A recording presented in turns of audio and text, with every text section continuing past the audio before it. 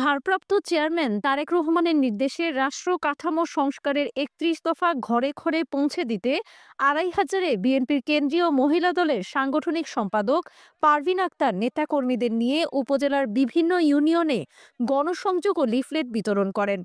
মঙ্গলবার দিনব্যাপী ২৫০০ পৌরসভা, ফতেপুর, উচিতপুরা, মাহমুদপুর ইউনিয়ন ও গোপালদী পৌরসভার বিভিন্ন বাজার, পাড়া, মহল্লায় পথচারীদের মাঝে লিফলেট বিতরণ করে ৩১ দফা বাস্তবায়নে জনসাধারণের সহযোগিতা কামনা করেন তিনি।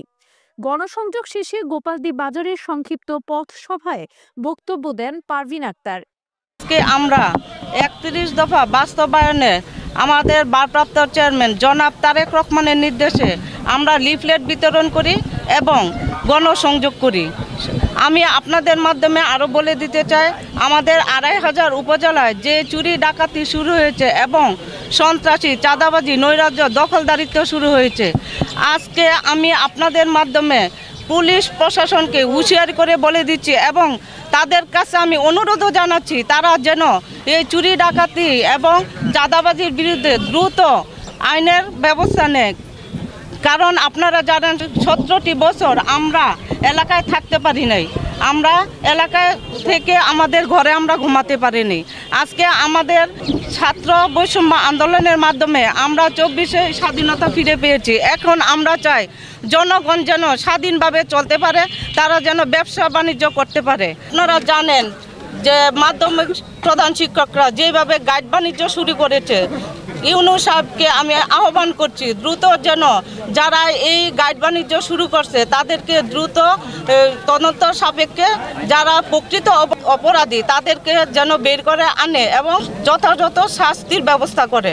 এ সময় নারায়ণগঞ্জ জেলা বিএনপির সাবেক অর্থ বিষয়ক সম্পাদক আনোয়ার হোসেন অনু, নারায়ণগঞ্জ জেলা আরাফাত রহমান কোকো স্মৃতি সংসদের আহ্বায়ক সালাউদ্দিন মোল্লা, জেলা জাসাস সাধারণ সম্পাদক মাহবুব মোল্লা, ফতেপুর ইউনিয়ন বিএনপির সাবেক সভাপতি ও সাবেক চেয়ারম্যান শহীদুল্লাহ মিয়া, ২৫০০ উপজেলা জাসাসের সিনিয়র সহ সভাপতি আবু তাহের সহ উপজেলা বিএনপি ও অঙ্গ সংগঠনের বিপুল সংখ্যক নারী পুরুষ নেতাকর্মী সমর্থক এতে অংশ নেয়।